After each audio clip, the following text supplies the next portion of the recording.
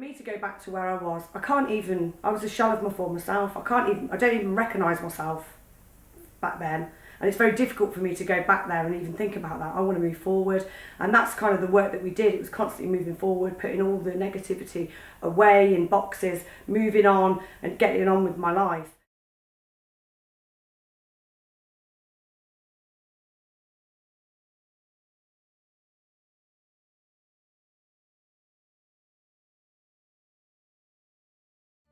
I never wanted to have this kind of therapy where you go over and over old ground. For me, it's to move forward, have a solution. There's got to be a goal, there's got to be a reason why you're going there. You know, have you achieved it? Targets, setting targets and achieving those targets.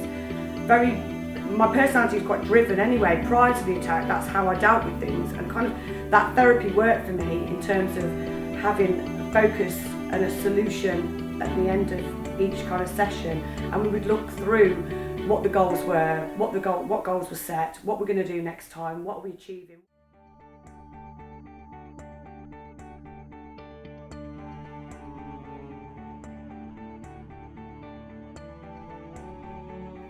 We work together on confidence and confidence building and being put outside of your comfort zone, I suppose. So we did the flooding sessions, which was around the handling knives. Obviously the attack involved knives, so we kind of flooded and did that work, which was great. After the attack, whilst I was still in hospital, I did some memory testing, and I'd suffered short-term memory loss, and I was struggling to retain information. So we did some work around memories and retrieving memories and holding on to information,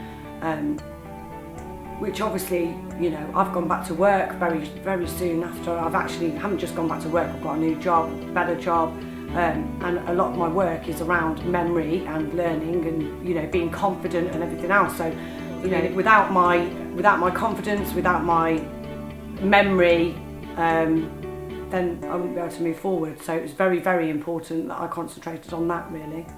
The thing is, it's not about going back.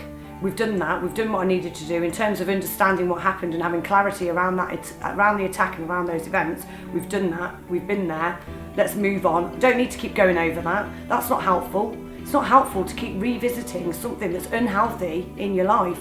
You know, it's healthier to keep looking forward and having a goal for the future. I actually would say I'm stronger, because the fact is, I went through a near-death experience and it's absolutely awful, but I'm here and it's given me a new passion for life, if you like, and kind of you feel grateful.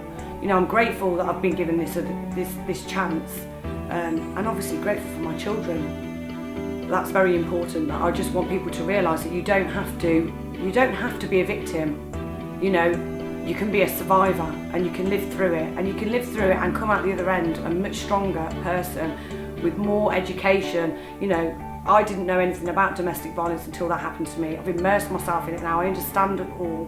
And I think there's a severe lack of education around domestic violence, but I hope to change that. I actually nearly died that day, but I was actually reborn and I've got a new life.